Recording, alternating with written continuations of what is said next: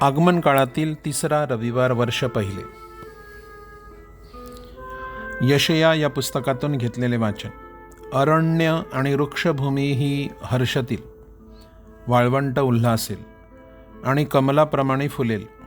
ते अत्यंत प्रफुल्लित होईल, आनंदाने गाऊन ते उत्सव करील. लबानोनची शोभा त्याला मिळेल, कार्मेल आणि शारोन यांचे ऐश्वर्य त्याला प्राप्त होईल. ती परमेश्वराचे वैभव, आमच्या देवाचे ऐश्वर्य पाहतील. गलित हस्त दृढ करा, लटपटणारे गुडघे बळकट करा. घाबऱ्या मनाच्या लोकांना म्हणा, धीर धरा, भिवू नका.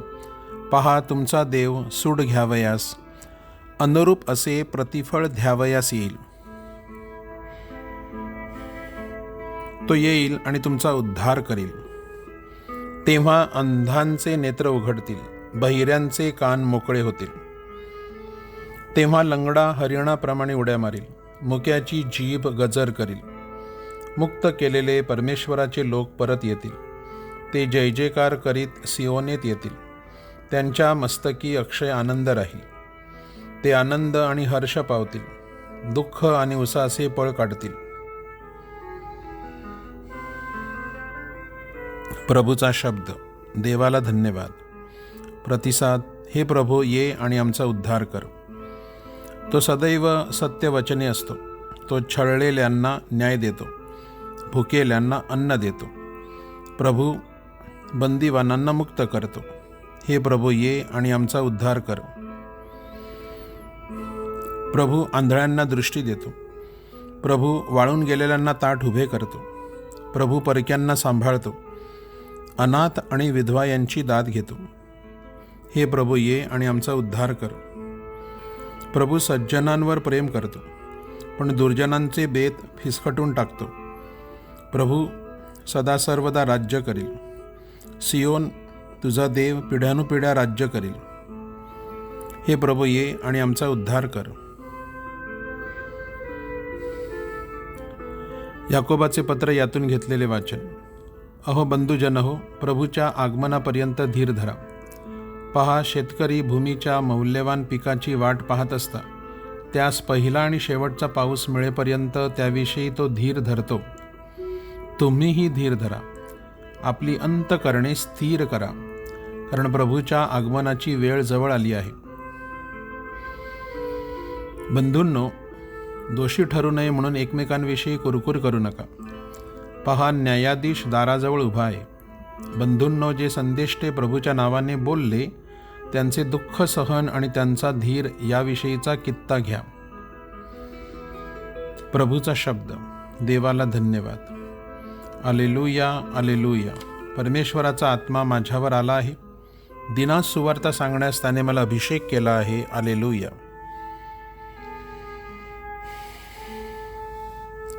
मत्तई लिखित पवित्र शुभवर्तमानातून घेतलेले वाचन. योहान तुरुंगात असताना त्याने ख्रिस्ताच्या कार्याविषयी ऐकून आपल्या शिष्यांकरवी त्याला निरोप पाठवून विचारले, ज्याचे आगमन होणार आहे ते आपणच की आम्ही आणखी कोणाची वाट पाहावी? येशूने त्यांना उत्तर दिले, जे तुम्ही ऐकत आहात आणि पाहत आहात ते जाऊन योहानाला सांगा. अंधांना दृष्टी प्राप्त होते, पंगू चालतात, महारोगी शुद्ध होतात, बहिऱ्यांना ऐकू येते, मेलेले जिवंत केले जातात आणि गरिबांना शुभ संदेश ऐकवला जातो. ज्याला माझी अडचण वाटत नाही तो धन्य. योहानाचे जासूद जायला निघाले तेव्हा येशू जमावाला योहानाविषयी विचारू लागला, तुम्ही रानावनात काय पाहायला गेला होता? वाऱ्याच्या झोतावर डोलणारे बोरू काय? नाही, तर मग काय पाहायला गेला होता? भरजरी वस्त्र घालणाऱ्या माणसाला पाहायला काय? अहो, तलम वस्त्र धारण करणारे राजवाड्यात असतात. मग कशाला तिकडे गेला होता? एखाद्या प्रवक्त्याला पाहायला काय? अर्थात मी म्हणतो, प्रवक्त्यापेक्षा श्रेष्ठ आहे त्याला. पहा, मी आपला जासूद तुझ्या अगोदर पाठवित आहे. पुढे जाऊन तो तुझ्यासाठी मार्ग खुला करील. असे ज्याच्याविषयी धर्मशास्त्रात म्हटले आहे तो हाच. मी तर खरेच सांगतो, स्त्रीच्या पोटी जन्माला आलेल्या सर्वात योहानापेक्षा श्रेष्ठ असा कोणी झाला नाही. मात्र स्वर्ग राज्यातला सर्वात कनिष्ठ तो त्याच्यापेक्षाही श्रेष्ठ आहे. प्रभूचे शुभवर्तमान. हे प्रभू येशू ख्रिस्ता, तुझी स्तुती असो. आगमन काळातील तिसऱ्या रविवारी आपली माता ख्रिस्त सभा आपल्याला प्रभूच्या आगमनाची तयारी करण्यासाठी आणखी काही विचार देते. आपण देवाची करुणा गृहीत धरू नये. परमेश्वराच्या क्रोधाची इस्रायली लोकांना जाणीव होती, तसाच अनुभव देखील होता. इस्रायलला शिस्त लावण्यासाठी तो जसा त्यांना शिक्षा करतो, तसाच परराष्ट्रीयांना आपले सार्वभौम सामर्थ्य दर्शविण्यासाठी तो धारेवर धरतो.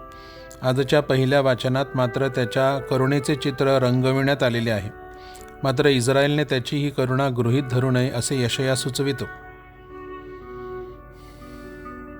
आपण चिकाटीने प्रभूच्या येण्याची वाट पाहावी.